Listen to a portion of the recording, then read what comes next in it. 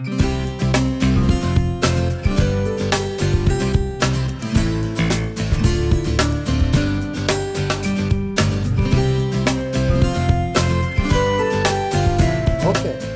this month we've got a wonderful speaker who's been in our neighborhood, our area for a long, long time, but most of his experiences in the national park system, and specifically his years in Yosemite Park and with search and rescue is his expertise.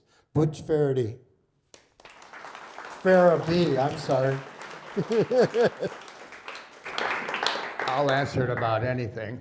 Now I'm going to try not to do like sort of spit into the microphone, right? You know, I could hear that over there. I'm Butch from Tucson, by the way. You know, so I'm a walking billboard. Friends of Yosemite Search and Rescue, Friends of YOSAR, which you're going to see a lot of, and then Southern Arizona Rescue Association. So now that I've done that, I'll get rid of that thing. Well, I don't like to wear a hat, so anyway. Okay. And if you've got questions, please feel free to yell out, you know, and I'll try to repeat the questions for one thing. But anyway, first of all, let me sort of highlight and pay tribute to the first responders, not in Yosemite, but just in general.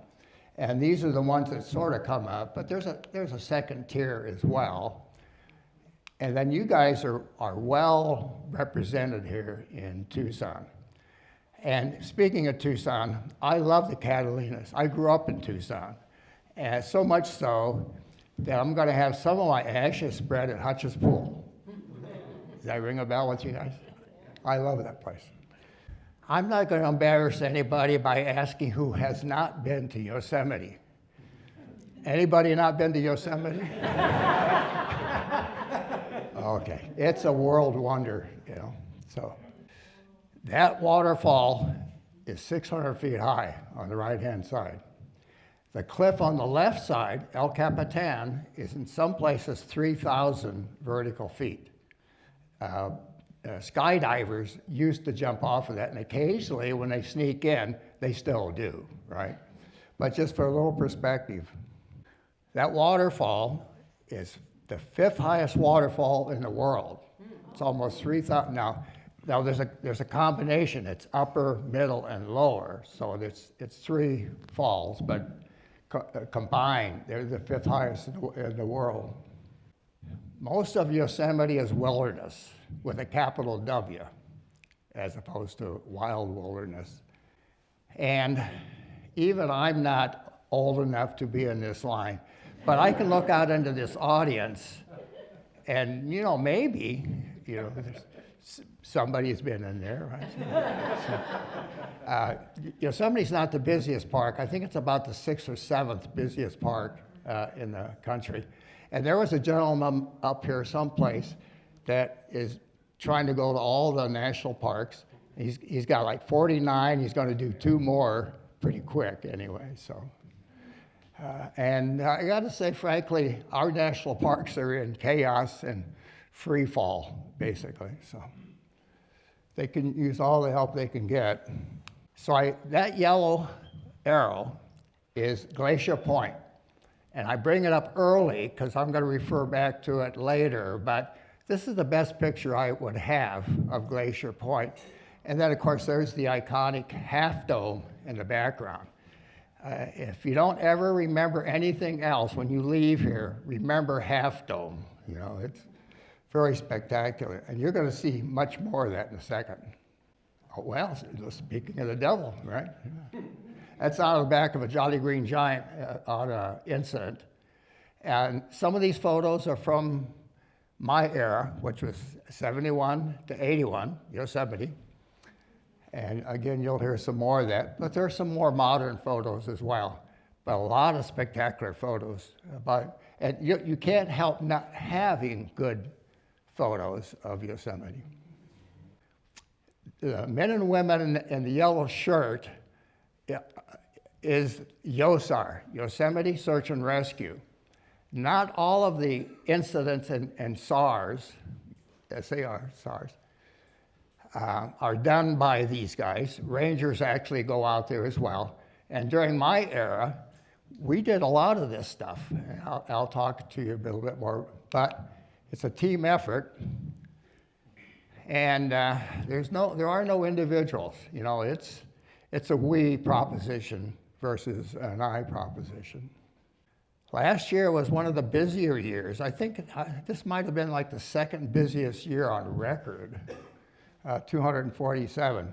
And many of them, if not most of them, are fairly mundane, as opposed, you know, what this lady here, you know, unless you're her, right? It's pretty serious, but not nearly as dramatic. So there's some other relatively mundane incidents. The ranger on horseback, Fred Kegler, this is his 50th year as a seasonal in Yosemite. Now he's now retired. And you would have horse outs, meaning putting somebody on a horse. In this case, it's a 13-year-old girl who really wanted to please her dad, who had gone camping at a remote site, you know, where they serve meals and things. She really wanted to please him, except she had a cast on. She walked in, she had so many blisters and so painful, she had to be horsed out. So, look how dramatic is that? I mean, holy moly, you know, I love that photo. I also like it because it's the cover of my book, for one thing. You know? This is the first incident I could find, and I did a lot of research on this, of a search and rescue or an incident in Yosemite. And that falls is 317 feet, and the ladder was during this is like the first, you know, way you could get up those, the wooden ladders. So this man, while climbing a rickety ladder beside Vernal Fall, he stopped to offer assistance to a lady. She declined his hand. He stepped back, bowed graciously, but stepped into empty air and fell 35 feet to fracture his skull. And he died. You know, that'll teach you guys, right? Or teach us guys, I suppose. Again, the 5th highest waterfall in the world, but what I want to point out here is that's Claire Marie Hodges, the first woman in any of the national parks. Now remember, there aren't many parks at this time anyway, but the first woman ranger. She did all the things the boys did. This is during World War I. You may recognize the date. Some of the men, and there weren't that many men to begin with, there were only less than a dozen. Some of them went off to World War I.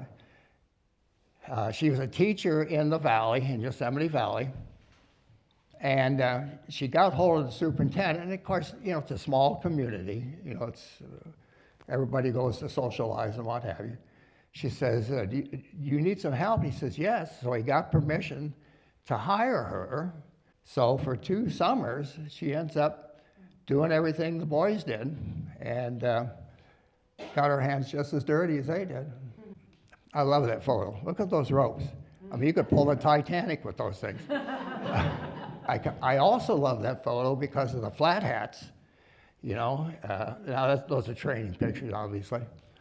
But I love the flat hat. I'm a traditional green and gray flat hat wearing ranger.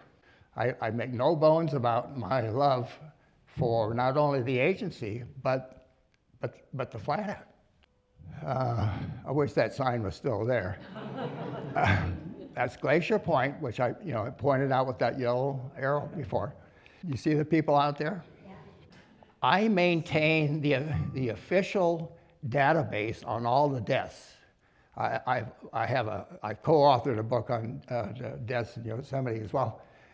And 1950, and incidentally or ironically or whatever, no one has ever fallen off of that spot. It's that spot down to the next drop or spot, where you hit the ground, is probably about 1,500 feet, right? Now people have jumped, more than you might want to think, actually. But no one's ever fallen off. It is 3,000 feet to the bottom, and no undertaker to meet you. Take no chances. There's a difference between bravery and just plain ordinary foolishness. And sort of like the process of natural selection, essentially. Now, those of us of a certain age know that Dick Tracy invented the two-way radio, right? I mean, talked into his watch.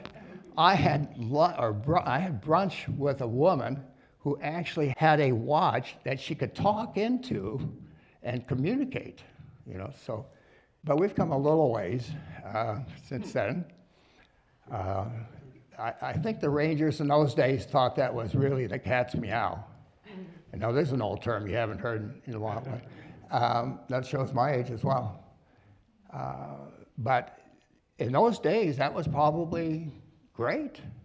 Today, we have 4,400 communication satellites up there. Cosmos SARSAT is a combination Russian and American satellite, search and rescue satellite, that came to be in 1982. So you guys that go out there and hike, and I wish I could do that anymore, you don't rely on this, but you've got this as your back. That's a safety sign from 1947, it says, right? And I want to point out, reckless cliff climbing. Now, rock climbing as a sport hasn't come yet. It's just reckless cliff climbing.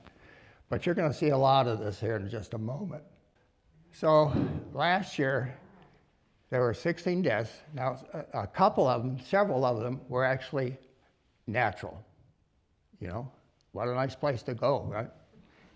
In that 10-year decade, between 2015 and 2025, 157. In my era, 71, 81, there were about 100 more. Now, the Rangers now, and the responders now, some of them are actually full paramedics, and where we would not, it would be an exception if we had a helicopter come in at night just because of the walls. They do that fairly routinely now, but they also take people who are injured out more quickly so that they can do whatever they need to do out there. So here's a little quiz. Obviously, naturals are going to be the most prominent, but can anybody guess real quickly what the next one's going to be? Suicide? Yeah. Now remember the high cliffs and the waterfalls, right? Brain death, fractured skull. What? Fractured skull. The roads in Yosemite were built for the 1930s. I mean, there were trees and boulders and cliffs, and bears. I mean, you don't want to go very fast in Yosemite. I think the max at one spot is maybe 45, but motor vehicle accidents are the most prevalent of all the incidents. So, drowning, hiking and scrambling, now climbing, and this next one actually still gets me choked up. I gave CPR to that kid for 90 minutes, and I knew I was bleeding him out, but I didn't have any choice. His dad was sitting right here next to the ambulance, So, some rangers in Yosemite are designated as coroners. I was a deputy coroner in 2 counties for about 6 years. And there are 3 people, actually, that fell off the cliff at one time. So there is the very first, numero uno first helicopter that is a medevac, that has gone up to be a medevac helicopter. This is not in Yosemite. I'll show you one in a second. This is in the Angeles National Forest, and the man that's being lifted into the helicopter actually was injured because of a forest fire that had gone around his lookout station. So there's the very first helicopter in the park. And notice the open bubble. It's a two-person ship. And there was a 11-year-old boy that got thrown off in the backcountry, thrown off a horse in the backcountry, and was unconscious. The doctor in the valley hospital, actually hiked in 20-some miles to take care of him. And it would be like a couple of days worth of people carrying him out. So the chief ranger says, you know, and helicopters are not totally new, but they're, you know, how about we try this? So they brought in a helicopter from Fresno on a flatbed. They assembled it by lantern light so that it could go out. And what he couldn't do, he couldn't fly out of the valley. That's like 4,000 feet just to get out of the valley. So they brought in another helicopter, same thing, but they took it up to the high country so they could go in. Well, the ship went in and out with the kid in about 45 minutes. So, you know, helicopters are starting to invade everything, right? Pretty crappy photo. The arrow is pointing to a 17-year-old girl. She's holding on for dear life on a tree that's in the middle of the river. She and her girlfriend have basically got a Kmart special raft, you know, without life jackets. And they fall out. Her girlfriend is now drowned at this spot. The helicopter pilot and there's a ranger in there that's going to drop a lasso around her and pull her to shore. I think somebody mentioned the stairs up to Half Dome. Now, there are shadows in this too, so don't get too confused, but it is awfully crowded as well. And during the summer, the deepest summer, they have a raffle or a lottery system in order to get your tickets for going up there. Don't go up there when it's raining or wet, like this guy that's in the circle there did. He has slipped and fallen right there. He's alive, but, and the people are yelling, don't move, don't move. I'm sure he's not gonna move. So the, you know, the ranger team comes in very quickly, within a few minutes, are able to take care of him very successfully. I don't even think he's too injured, actually. This little boy is autistic, and they are up at Glacier Point, and he is so excited about being out there that even before his parents' car even stops practically, he's out the door, going down the trail, lickety-split. You can imagine how that is. Except he ends up disappearing. He's missing. And pretty quickly, because of his age and because of his condition, they initiate a search real quickly for him. Well, it takes all night to find him. And the way they find him is they bring in a California Highway Patrol equipped forward-looking infrared, or FLIR, that sees heat. You know, even in the dark, it'll see the heat.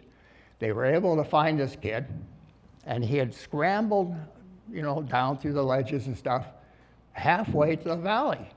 I mean, that's like 4,000 feet. And he's not going to hold her hand, but he also has a teddy bear. Do you see the teddy bear in his mouth? Anyway, it obviously ended successfully. This is a good one. So you see the trail in the back where the arrow is. It's a pretty popular trail. This young girl, 12 or 13, has decided to try to cross the stream, or actually the little river, upstream. And I know that you guys know about flash floods and water and how much it, you know.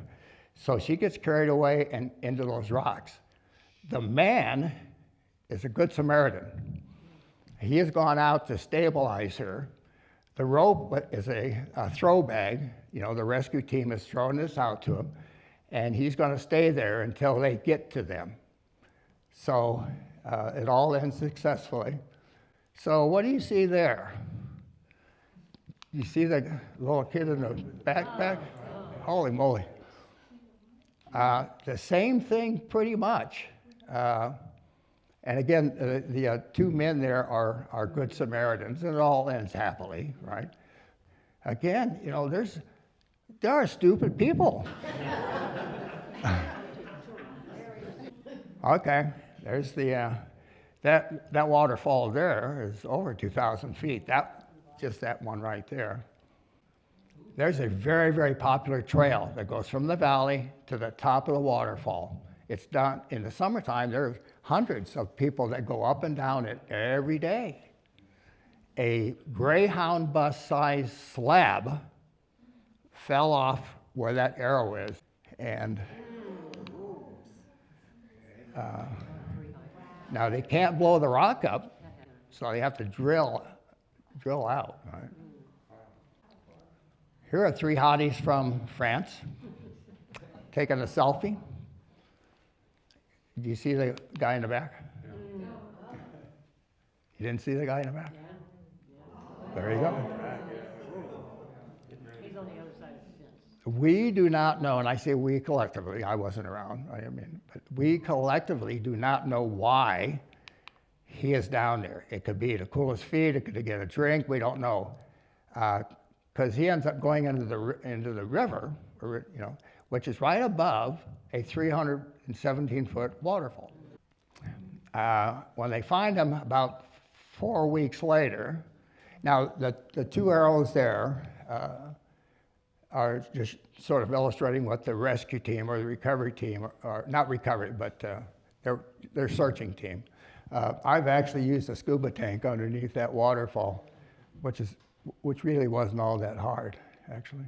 But you see the red arrow? You see there's a ledge there. That's me and that red arrow in 1970, I guess, 7. And a guy, a 19-year-old guy from Hong Kong that could read and speak English better than I could, goes through the fence and says, "Don't go through this fence," climbs over the railing, and he tiptoes out into the middle of the waterfall. Now there's a drought going on. There isn't much water. He tippy-toes out with his Instamatic to try to take a photo straight down. He recognizes, maybe this is not too good. And rather than sort of shuffle back, he elects to leap sideways when he goes over the waterfall. And he wedges in that, there's a big crack about a foot wide that he actually just was able to get into. And it took us 2 days to find him. I have a fireman's hook anyway off the fire truck that I could, sort of fish, I guess, and to find him. And so we get the man back to the shore. The carry-out group takes him away. This other ranger and I are in our wetsuits. Down at the very bottom, there have been 4 young, 17, 18, 19 girls just sunbathing. They're not in our way. They're watching the whole process. But for this other ranger and I, trying to be demure, we turn around to, get out of our wetsuit bottoms, and these 4 young ladies stand up, turn around, and they drop their bikini bottoms for us. So it's, it's not all paid in sunsets,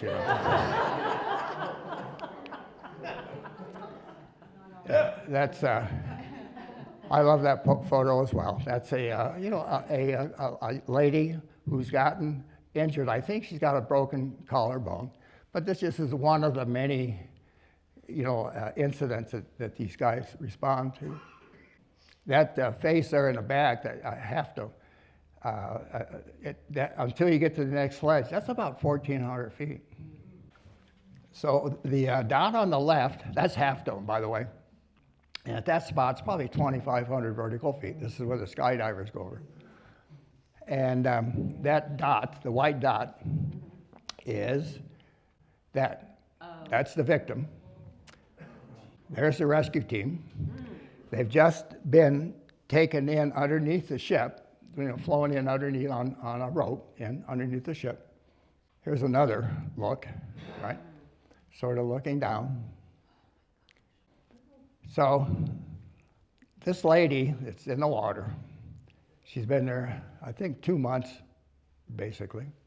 She's a doctoral candidate from Berkeley, hiking up a very well-maintained trail. It's called the Mist Trail for a reason. The trail actually is fairly slippery. She actually slides over and into the water. Remember this date, July 15 here now.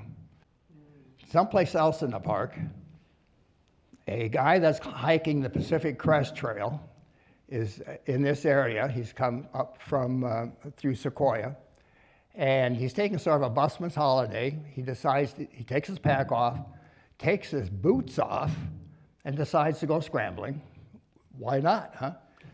And while you're looking for it, for whoever, I'll show you here in a second.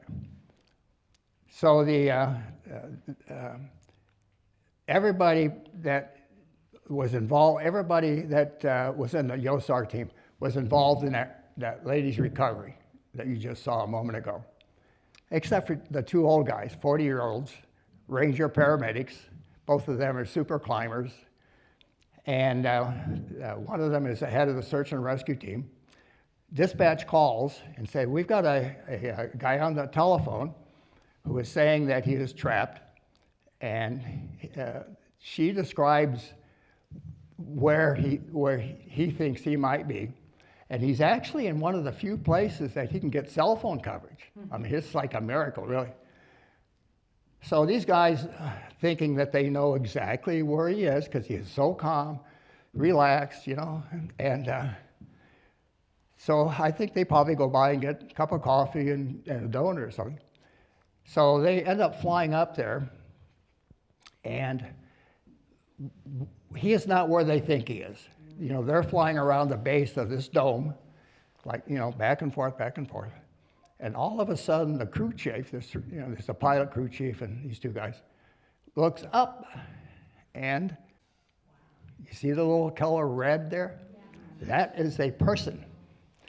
Did I mention process and natural selection here? So these guys, the 2 rangers, it all works out fine. Don't wince too much.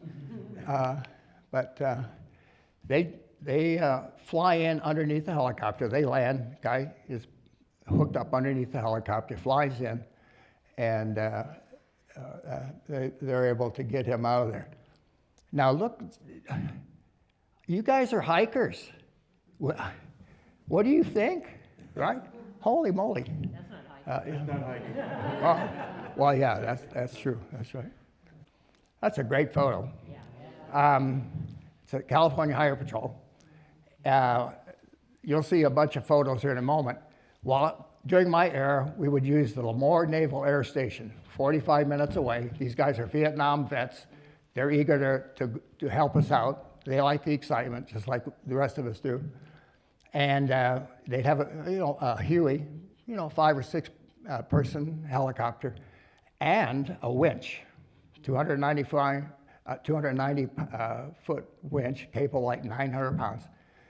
And we would use that. Lemoore stopped doing that, and California Highway Patrol was our next, because they have a winch too. Okay, you see the helicopter in the upper left. Did you see that?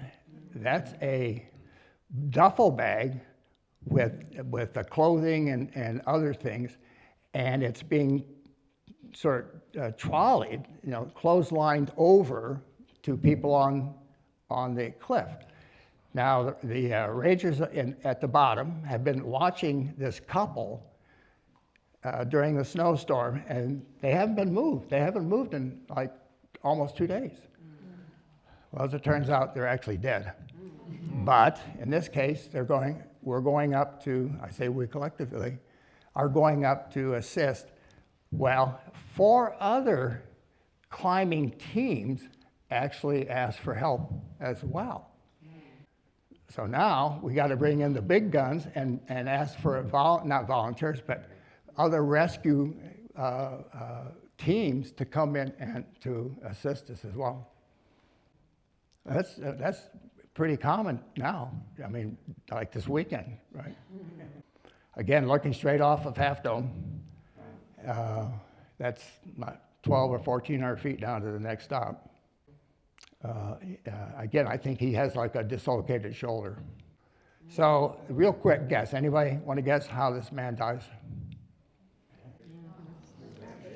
And we know this because during the Depression era, he is walking across the Sierra on the road, the Tioga Highway Road, and he gets caught.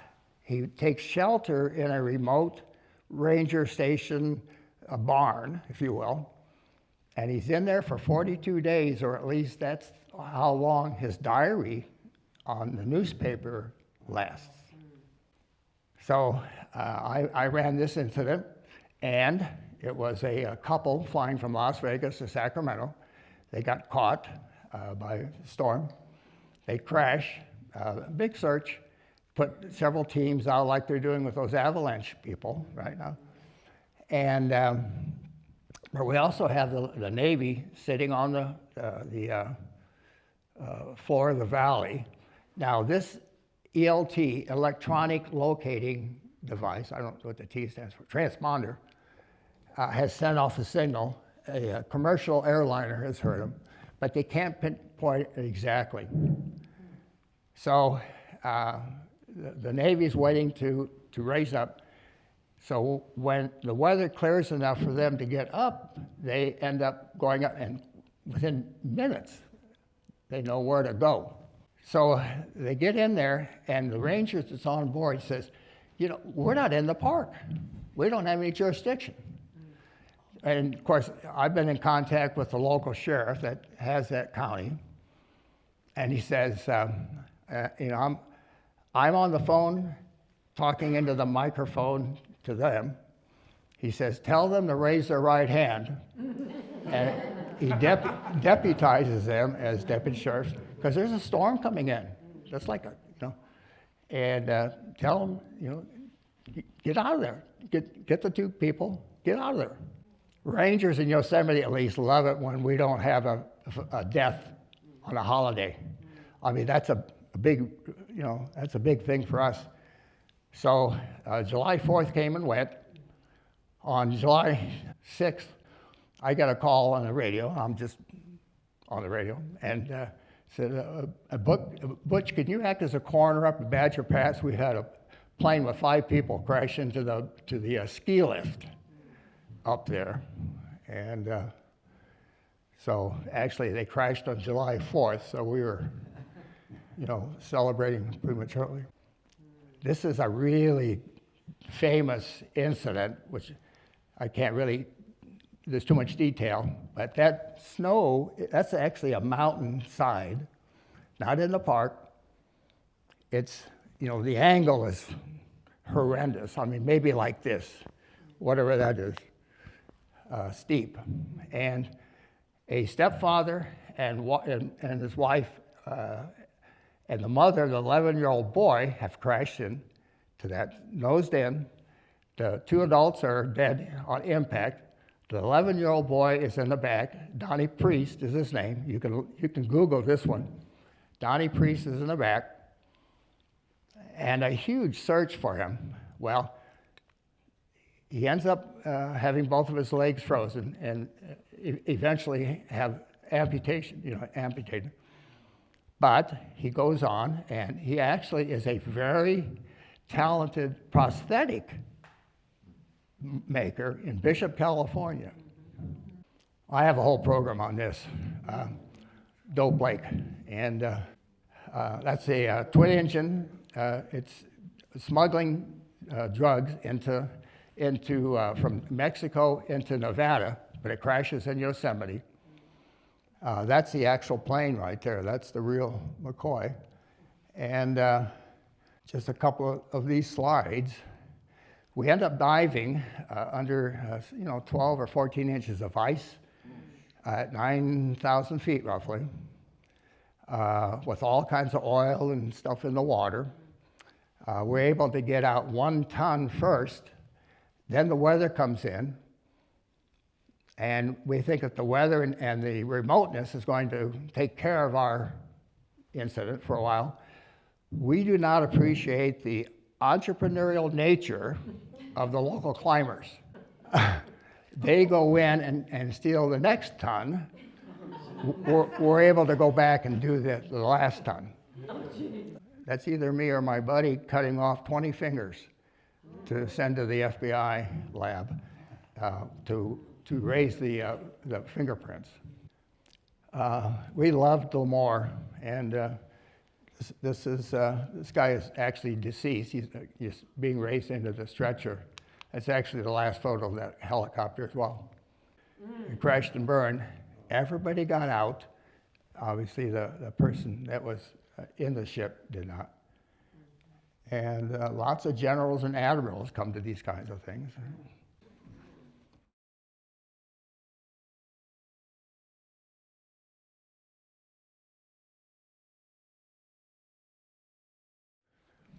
Mona winds, 60-mile-an-hour winds, dropped the trees. One tree crashed into the company's tent cabins for their employees. A concession employee was crushed to death. He's in the ambulance. Another tree crashes onto the ambulance. I don't know if you can see that. The ranger that's driving this dives behind. This is a dually, dual wheels in the back. Dives not underneath, but right under the wheel, because that's what he had to do. So, old school. 2,000-foot cliff, a rope we've got up on top there. I don't know if you can see it, the lower middle photo. There's actually about a mile's worth of rope for mechanical advantage. We're pulling up, but we went in at night, and I was going to be the medic on this one. So we send down a climber, and I instruct him. I said, now, whatever his name was, Dale, put your hand inside the sleeping bag, because his partner had been able to do that, and the guy was alive when his partner came down. If it's warm, we're good to go. If it's not, we're still going, right? So about 20 or 30 feet away, this is by moonlight, full moon, and what I haven't told you, there's a Carolina moon. It's in a C-130 that the Coast Guard is circling with this 9 million power lamp, which you'll see here in a moment.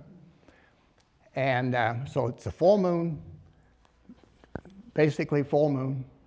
Dale gets down there 20 feet or so, and I won't say all the expletive, but basically it says, Butch, you mother, and it's going out over the park radio. So I have to calm him down. So we send down another climber to cool, to take care of him. And fortunately, I didn't have to go, because I was basically afraid.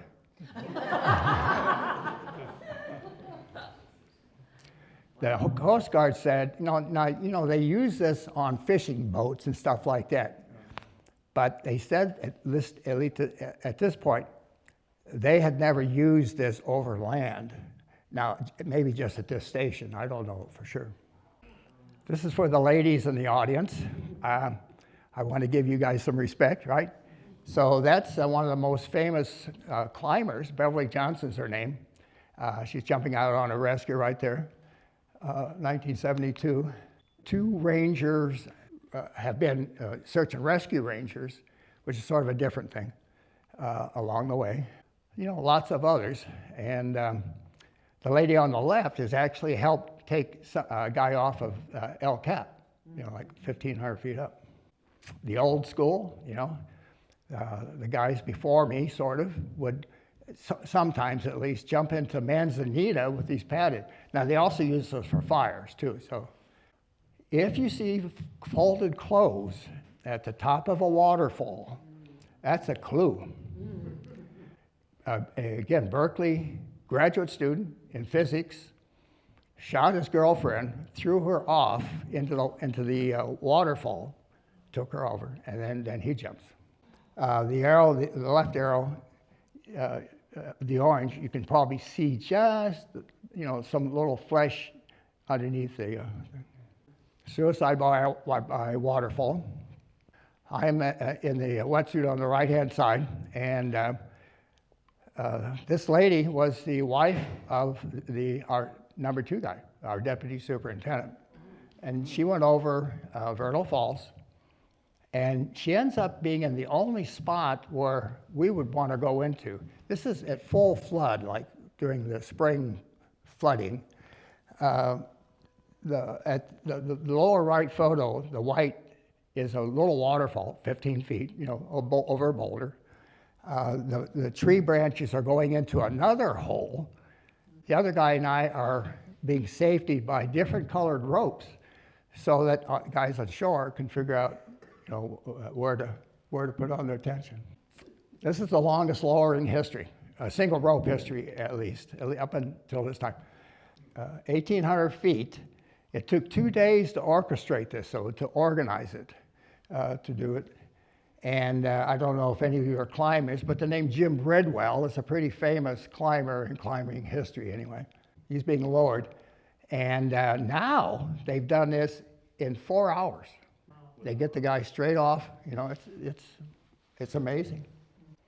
And they come down at night, they set up a light bank. The electricians put together a light bank to get them off.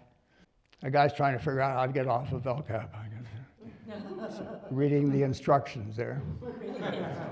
That's actually the search and rescue ranger. Yeah. Yosemite had 20,000 feet of rope. We had 2 ropes that were 4,400 feet each, ½ inch, and they were yachting ropes. And there's a whole big story of why, but we had, like 10 ropes that were 1,200 footers, and then all the other things you see in there. I don't know if anybody saw on the right-hand side where it says Ready Ranger. You see the ranger, in the stretcher there. Yeah. Obviously, that's not, At least I hope not. PSAR, Preventative Search and Rescue. Big, big, big thing for us. Slide on the left shows somebody going over a fall. The victim, that's a compound fracture of the femur. He's got a hair traction splint on, which I guess probably shows my age as well. And we could probably take him down through all the brush and ledges and things, but it would have been hard and probably dangerous. So we called the Navy in with their winch. So the man in the blue helmet you see on the left, and the yellow arrow points to him as well. That guy is now taking their photo. And sometimes I wish I had that photo too. This is not pretty much. This is what they do when they're having when it's a real serious emergency on the face of El Cap or Half Dome. This is the very first time, sort of a diagram of what they're going to do. They drop out below the helicopter, and then they pull themselves, they'll throw a rope, pull themselves to the wall like that. For about 15 seconds, this guy in the middle is in a death zone. If the helicopter has to pull away for some weird reason, I don't know he would live. Again, old school, up the trail. Probably somebody died of natural conditions. Jesus, think about breaking your ankle and stuff. And if you don't have any respect for the SAR people here, Southern Arizona Rescue, these guys are doing that pretty often themselves. Yosemite they don't have dog teams in the park, but they have special dog teams that are credentialed, that are trained. The regular dog teams but they have further training because of the terrain in Yosemite. These are the circles are around 2 Mount Everest climbers. Very talented. They're about 1,200 feet up, face of El Cap. They're on what's called El Cap Towers, actually. And they've cut a rope and they're trapped. And after 2 days, they decide to yell for help. So I'm in the ship with the chief ranger. That's Lamore, Navy. What we're going to do, and this is something we experimented with, we've got a duffel bag at the bottom of a rope, and we're pendulating them in. We're laying on the bottom of the helicopter, or the floor of the helicopter, doing this, right?